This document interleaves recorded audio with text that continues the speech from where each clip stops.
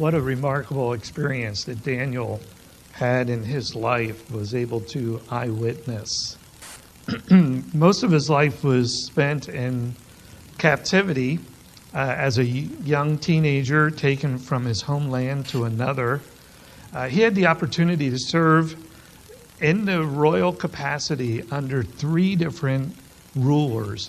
One was King Nebuchadnezzar, one was King Belshazzar, and then eventually with Darius, who was a Mede and Persian.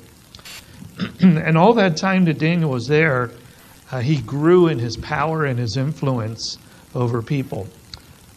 Probably the real reason, the real power behind what he did and why he was able to do the things he did is probably because of his initial commitment.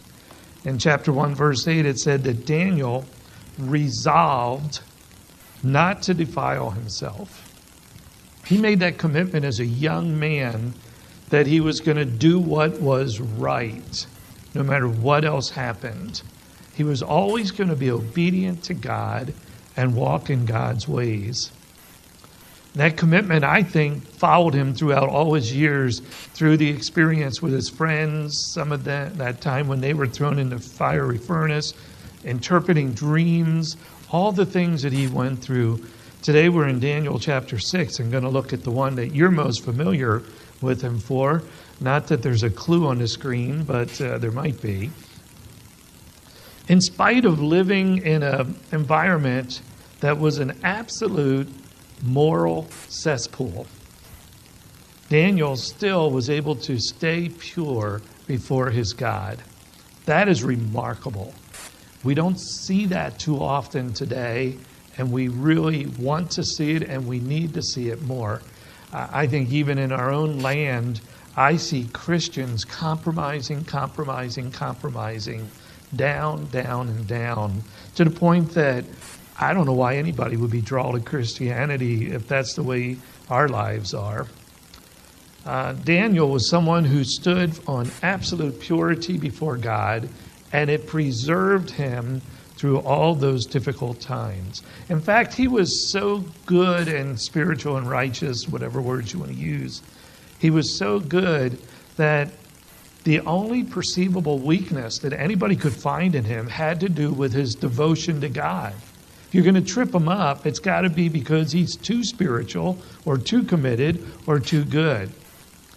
And I think this happens at times, that the reputation of someone who really walks with God as a servant of God can become a source of contention, or maybe even a sense of conviction to those who don't know God.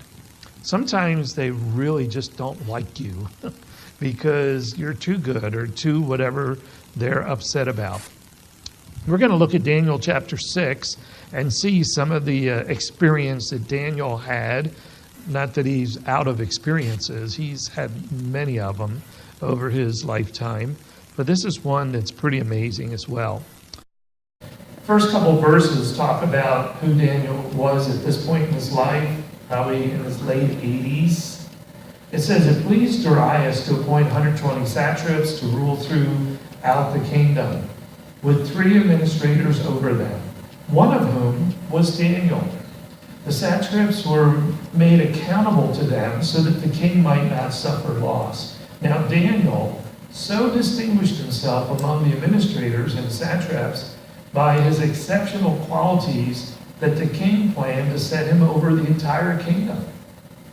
Wow. Did you see what it says about the reputation of Daniel? He was risen up in power. He was put above many others. He's in the top 3 in the kingdom.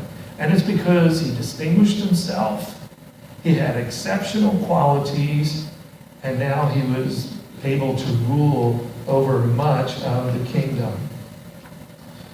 So here's where the plot comes in. Verses 4 through 9. It says, at this, the administrators and satraps tried to find grounds for charges against Daniel in his conduct of government affairs, but they were unable to do so.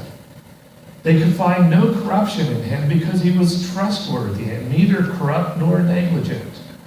Finally, these men said, we will never find any basis for charges against this man Daniel unless It has something to do with the law of his God.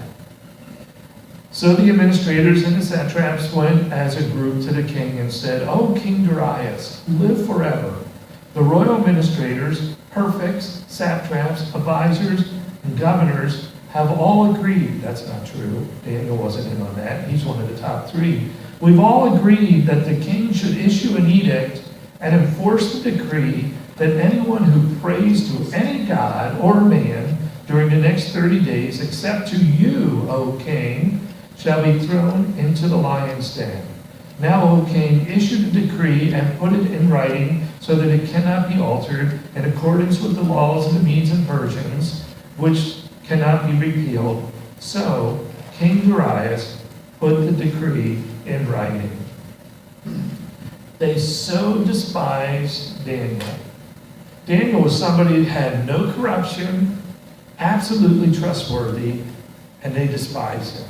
They were jealous, they were prideful, and it got to them. Pride can become a very competitive thing, can't it? It causes us to want to compete with somebody. It causes us to want what they have. And then envy comes out of that when our pride is wounded. These leaders had a sense of insecurity that drove them to an evil plot. So they used deception. They issued a decree that they understood and knew that Daniel could not keep. They passed a law that he could never follow. For the next 30 days, Darius is going to be elevated to the position of a god. For 30 days, you're going to be God, and we're going to pray to you and pray to you alone. Nobody else, no other gods, no other people. You alone, Darius, who all of us are going to bow our knees to and pray to. And it's written according to the law of the Medes and Persians. Now remember, at this point in history, they were ruled by that dual kingdom of the Medes and Persians. They had a law that said any law that the king issues cannot be changed or altered or broken, no matter what, no matter who wants to do it. You cannot change that law. A lot of people who understand those things will tell you that this is one of the ways that the Medes and Persian kingdom was weaker than the original Babylonian kingdom, because in Babylon you had Nebuchadnezzar, who was an absolute dictator. What he said went. And if he wanted to change his mind tomorrow, he could do that because he ruled everything. But here they were tied to this restriction that they couldn't revoke this law. They're thinking to themselves that this Daniel is a source of problem for us. He's a contention and a source of conviction for us, and we don't like it. And after Daniel is gone and dead, then we'll be able to get back to normal. We'll be able to live our lives the way we want to live our lives, and we get rid of him. And Darius makes a rash decision in the heat and the elation of the moment. He was probably highly stroked by the idea that he was going to be treated as though he was God. A lot of their predecessors declared themselves gods, and so he was really into that. Well, verses 10 and 11 tells us how that impacted the faith and the practice of Daniel. It says, now when Daniel learned that the decree had been published, you're going to think that he went home and said, oh, woe is me. But he went home to his upstairs room where the windows opened toward Jerusalem, and 3 times a day he got down on his knees and he prayed, giving thanks to his God, just as he'd done before. Then these men went as a group and found Daniel praying and asking God for help. For Daniel, obedience to God was way more important than obedience to any of their silly laws.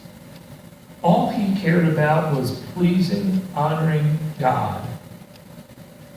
Now, there was no law anywhere in the Bible that told Daniel that you have to pray this way.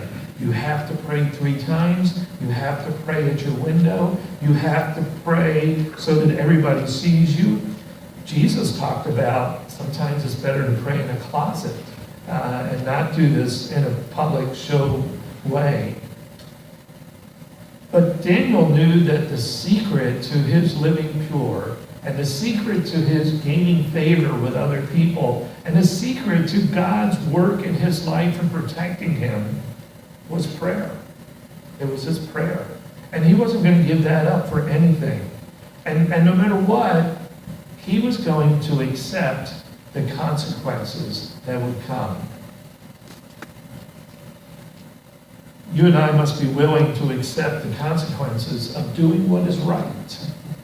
Sometimes you can do everything that is right and still have to pay the price for it.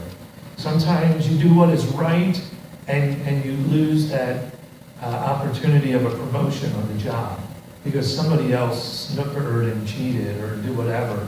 Or you do what is right and you still have to pay that speeding ticket.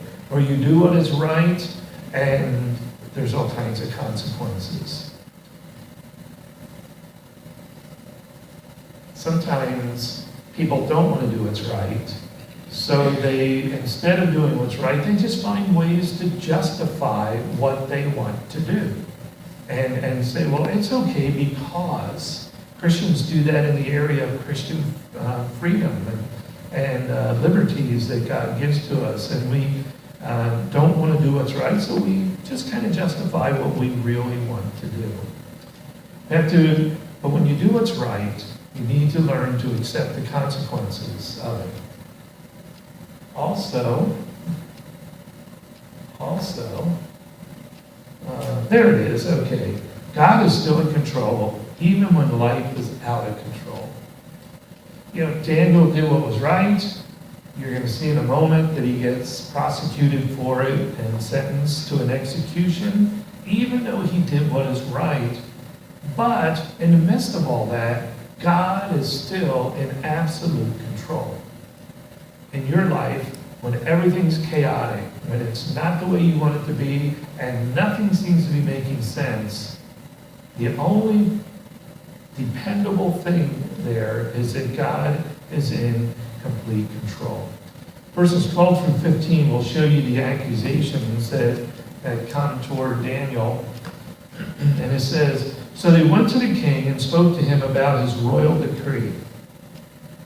Did you not publish a decree that during the next 30 days anyone who prays to any god or man except to you, O king, would be thrown in the lion's den?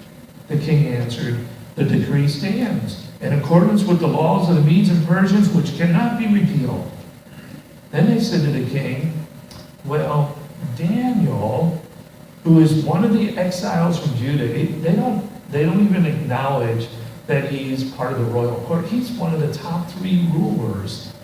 They call him by this prejudice statement, one of the exiles of Judah, a Jew, pays no attention to you. Now that's not true either, is it? He does pay attention, but anyhow, O king, or to the decree you put in writing. He still prays 3 times a day. When the king heard this, he wasn't angry, he wasn't mad, he was distressed, maybe depressed, because he was determined to rescue Daniel and made every effort until sundown to save him.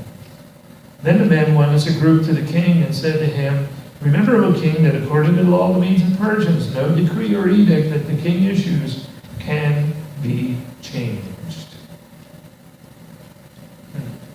So here it is. Daniel's up in his room. He's looking out the window. He's probably facing Jerusalem. And he's praying to Jehovah God as he always does. And can't you just see this little band of petty little jealous workers, leaders, come in and they shout to him, freeze! Drop that prayer book and put your hands where we can see them. They're really cocky at this point. They are absolutely sure they got him. They got him. They got the king where they want him. They got Daniel where they want him. All this is going to work out beautifully. Well, not exactly. The king now is trapped. There's nothing he can do. The laws of Medes and Persians, you cannot change any of this. So now he's going to have a very difficult time. Verses 16 through 18 says, so the king gave the order, and they brought Daniel and threw him into the lion's den. And the king says to Daniel, "May your God, whom you serve, continually rescue you." And a stone was brought and placed over the mouth of the den, and the king sealed it with his own signet ring and with the rings of his nobles, so that Daniel's situation might not be changed. And then the king returned to his palace and spent the night without eating, without any entertainment being brought to him, and he could not sleep. Sleepless in Babylon. What a great movie that would be. What to do? Are you going to kill the law? But you can't. Or are you going to kill your friend? There's got to be a loophole somewhere. There must be a loophole somewhere. But it's totally out of his hands. Remember the lion's den in their day?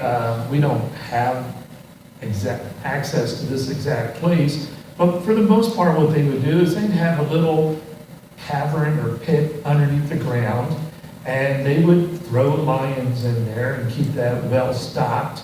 And there'd be a large hole at the top, and they could lower people down. Now the animals that were kept there were actual lions. They were very fierce. They were not fed a whole lot, and often the soldiers up above would tease and torment them to keep them nice and mean. But when they did put someone in there, they would usually lower them down by a rope, and most of the time, the people never touched the ground. They're usually attacked and feasted on before that ever happens. So they're going to lower Daniel down, and Darius yells down, "May your God help you." Notice he said it was your God, it wasn't his God. He didn't know this guy, but he saw Daniel, and he knew Daniel, and he knew that whatever Daniel had was real and powerful and influenced his life. He liked Daniel, and he cared deeply about what was going to happen. I sure hope your God, I don't think when he said that, I don't think there was a lot of confidence in the voice of Darius. He's not sure, he's wishful, and if you want to call it almost a prayer, that's okay, but it's like, oh, I please hope something happens. I can't imagine what can save you, but maybe, just maybe, something good can happen here. Well, these beasts have a killer instinct. Verses 19 through 24 tells you what happens. At the first light of dawn, we don't really know what happened during the nighttime, but the king got up and hurried to the lion's den. When he came near the den, he called to Daniel in an anguished voice, "Daniel, servant of the living God, has your God, whom you serve continually, been able to rescue you from the lions?" Daniel answered, "Oh yeah, hi king. Live forever. My God sent his angel, and he shut the mouths of the lions, and they have not hurt me, because I was found innocent in his sight. Nor have I ever done any wrong before you, O king." The king was overjoyed. I think King James says exceedingly glad. And he gave orders to lift Daniel out of the den, and when Daniel was lifted from the den, no wound was found in him, because he had trusted in his God. And at the king's command, the men who had falsely accused Daniel were brought in and thrown into the lion's den, along with their wives and children. And before they reached the floor of the den, the lions overpowered them and crushed all their bones. Then King Darius wrote to all the peoples and the nations and men of every language throughout the land, and we'll hit that in a moment. Wow. God does watch over his own people. A long time ago, back in the late 1800s, around 1895, there was a missionary to southern Africa from England. His name was Andrew Murray. And in 1895, he was back in England visiting, but he had also suffered an injury, a very serious back injury, and he was in a lot of pain, and he was in a recovery mode at that time. And the person who was hired to take care of him, the nurse, told him about another woman in town who was really struggling greatly. And she asked Murray, is there any counsel that you would give to this person? And Andrew Murray said, give her this paper, which I have been writing for my own encouragement. It may be that she will find it helpful. So here's what it said on the paper. In a time of trouble, say to yourself, first, God brought me here. It's by his will that I'm in this straight place, and in that I'm going to rest. Then next, say to yourself, he will keep me in his love and give me grace in this trial to behave as his child. Then he will make the trial a blessing, teaching me lessons he intends for me to learn and working in me the grace he means to bestow. Then last, in his good time, he can bring me out again. How and when, only he knows. I think this last line is a great summary of the whole thing. When he says, I am here by God's appointment, in his keeping, under his training, for his time. I'm absolutely convinced that Daniel understood that. Not because he ever read Andrew Murray, that was 2,400 years later, but because he experienced God's presence and power in his life. He knew that sitting on the floor of the lion's den, that I'm here because God said that's where I'm supposed to be right now. And there may be fierce beasts all around me and the reputations and all that, but I'm in his keeping. And I don't know what God wants me to get out of this, but I'm under his training, and somehow I'm learning through this. And I'm here for this time, whatever amount of time it takes. That's where it's at.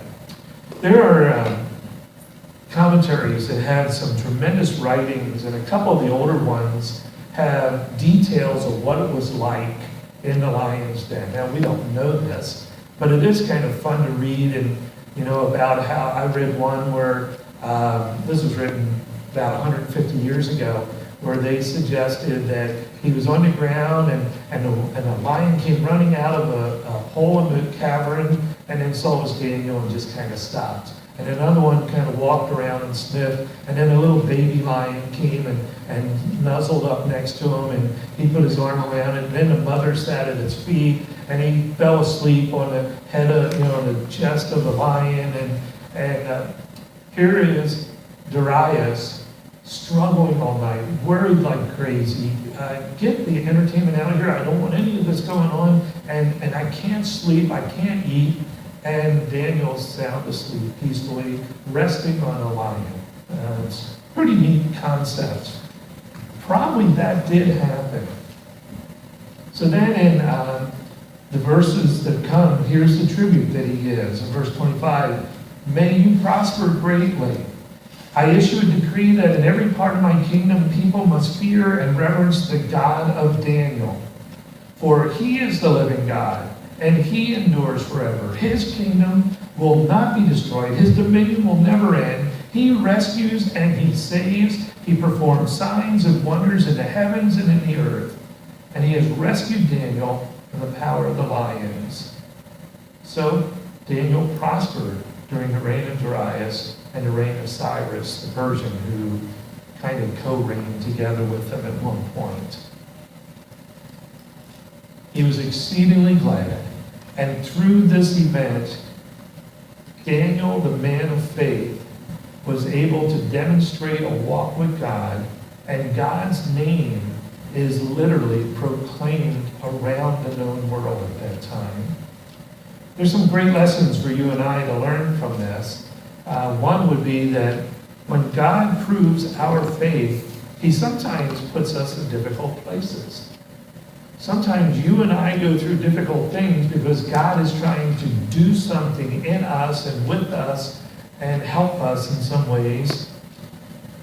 And it's those situations that God can do the most amazing thing. Sometimes it's things we don't like. I have a funny feeling if you would have told Daniel the day before that, oh, by the way, you're going to be thrown into the lion's den, he'd probably say, that's okay, I'll opt out of that one. Or if you said to the other three friends, you're going to be thrown into a fiery furnace that is so hot that the people who throw you in are going to die instantly from the heat, they'd probably say, no, not today. Most of the stuff that God does in us, he does to prove to us things about our faith, but also when God touches those without faith, he often uses our faithful reaction and responses, which others cannot ignore. So God sometimes does unusual, difficult things in your life to build you up, to make you a person of great faith so that you can confirm what God's doing. But sometimes he does it so that the way you respond, the way you react, can reach other people who don't know Christ and who need to come to know him. Daniel's faithful response led to Darius coming to believe in God. But the warning is, it's not always God's will to deliver us. In Hebrews chapter 11, verses 35 to 40, there is a statement there about the great hall of faith, and some of those people don't make it. A lot of those, the ones from 35 to 40, end up dying. But God is always able to deliver if that's what he intends to do. I think one of the great lessons that we want to learn through all this is that the inescapable platform of pain provides an undeniable proof of faith. What you go through, the difficult things are where we can prove God. The difficult things is where we test ourselves to see if we really walk well with God. It becomes undeniable. Isaiah was told by God that I am the Lord your God who takes hold of your right hand and says to you, do not fear, I will help you. God is always there, always watching over us. But we don't always see those things that God is doing. We don't always see the others who are watching us, that are looking for that, to see if we have a courageous faith. But God is working. God is always working behind the scenes. God bless Daniel. God does that in your life as well. Daniel knew God and his promises and his power. He didn't always know God's plan, but he knew that God was able to do those great things. He trusted in God. That's what we need to do too. Let's pray together. Father, how we thank and praise you for the grace that you have to give to us in the times that are most difficult.